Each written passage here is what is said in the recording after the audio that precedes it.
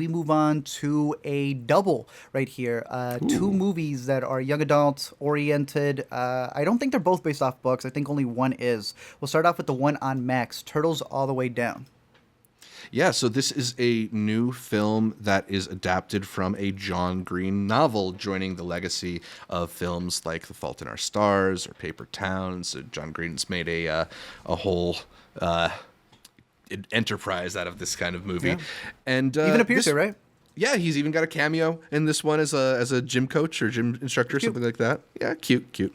I don't know. I mean, I think that this is a pretty interesting movie. It's about this young girl named Aza who struggles with elements of OCD related to this constant worry that she's going to get like a bacterial infection of any kind, right? Like she doesn't want to touch people or touch things that are dirty, and it keeps her from living her truest life. And where that sort of intertwines with the whole young adult narrative is because it's, she's a teenager trying to find love, and there's a cute boy out there, her manic pixie dream billionaire, and he her inability to sort of get over her mental issues with intimacy and with cross contamination of bodily fluids gets in the way of her having like a nice young adult romance. And I thought it was a pretty sweet depiction of like struggling to feel like you're a normal teenager, right? Because whether or not you struggle with something like OCD or something else entirely, like I think the idea of wanting to feel normal or wanting to feel like you can do regular things or have like a life is a relatable one. The characters all talk like not necessarily like Juno, but like the writers have seen Juno, Yeah. And it's just like a little bit over articulate in a way that makes me as like a older person cringe just a little bit, just a little bit.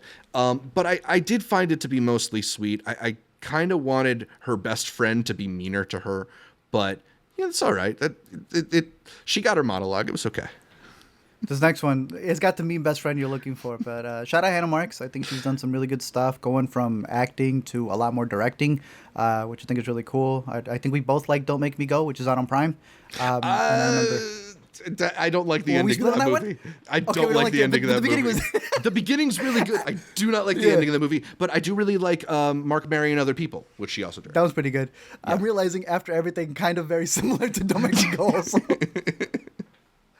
I think she's a decent director, so I'm curious what else she has in store. And the breakdown for the title was also really interesting. But the other one is out on Hulu, the other YA movie called Prom Dates. And this is the one where both best friends are extremely mean to each other. It's a very wonky movie because this is obviously Superbad again. I've heard people call it Booksmart. Mm-hmm. Which was also super bad again. Yep. And it just shows you how that 07 movie had it down pat, bro. It's not just about that last year. It's about that last party. It's about that friendship. And will it last, through it? There's some decent jokes in here. I'm not going to lie.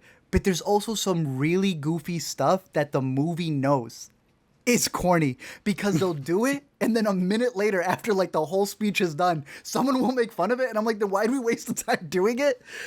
This covers two best friends who are looking to obviously get their prom dates as they're on their final year of school, and one of them comes out. The other one says, I know you've been, and it talks about like her coming out as well, and that's where I realized this actress on the right's from Ginny and Georgia. All right. Bro, they have her do the same jokes every single time. If she's in a movie, they're going to talk about her hair being curly and then going straight. This girl said she came out to her friend as black.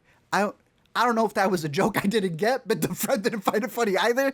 And it's a movie where in her coming out, she's trying to figure out who she wants to be with. Her friends, obviously, they're both kind of selfish in what they're going for, the relationships that they've been in. And again, just like in Superbad, just like in Booksmart, you're going to get to that point in the movie where after all of their shenanigans, they end up hating each other and then they recoup. This movie does it like 3 more times, I guess, just to be different. But it's like, bro, how many times are we going to do this?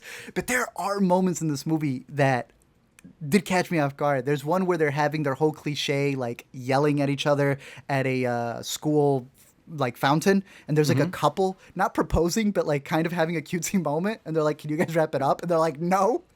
And then they walk away, and she says, I hope you didn't get your wish. And the girl says, well, I did. It was for your face to be messed up. And at that point, they fought. I'm like, wow, that's a really good back and forth. And then they'll do some really corny stuff. So if you're a fan of Booksmart, this is like the junior to that. It's out on Hulu. I would recommend a couple of other ones kind of that are on Hulu, like the, and I'm even blanking on it. I don't know if you remember the one that had the actress from Moana. Who, oh, jeez. I got it right here as it pulls up. But Crush. Yeah. I thought Crush was a much better movie. Has very similar themes. Is much better directed. And I will give it the one thing that both of them share is this idea that you shouldn't just be looking for the one or a partner.